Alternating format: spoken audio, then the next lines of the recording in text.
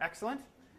Now we'll go and we'll do a baseboard. And instead of crawling around the ground, I just drew a line. Pretend our floor is here. I'll just nail the baseboard up here.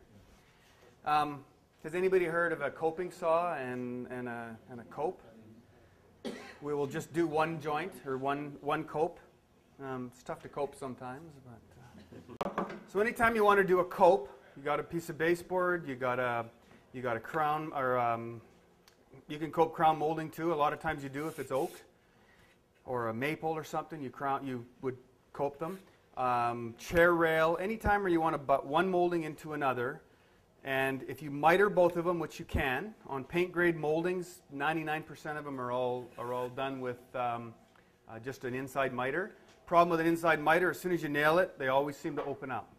Paint grade, not a problem. You put a caulking in, away you go. You're doing that with a piece of maple or oak moldings, you can't have that happen, so you would be coping them. So we're going to go to an inside corner.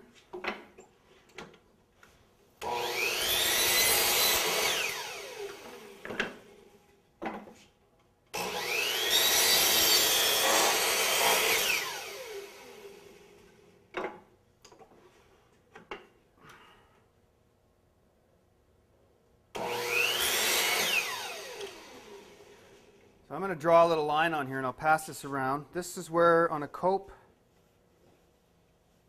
this is where you're going to be cutting, where that pencil line is.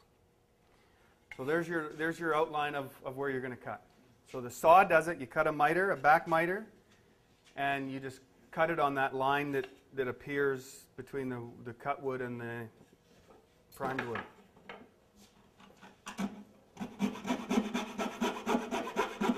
You cope a joint like that and you're going to nail it in. You nail the one board in and then you cope the other one into it. Doesn't matter how that moves when you nail it. It will stay looking a nice straight joint.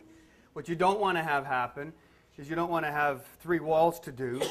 Do this wall straight into the corner, this wall straight into the corner, and then this one you got to cope both ends because that's tough to do. Then you got to get it exactly the right length and put it in.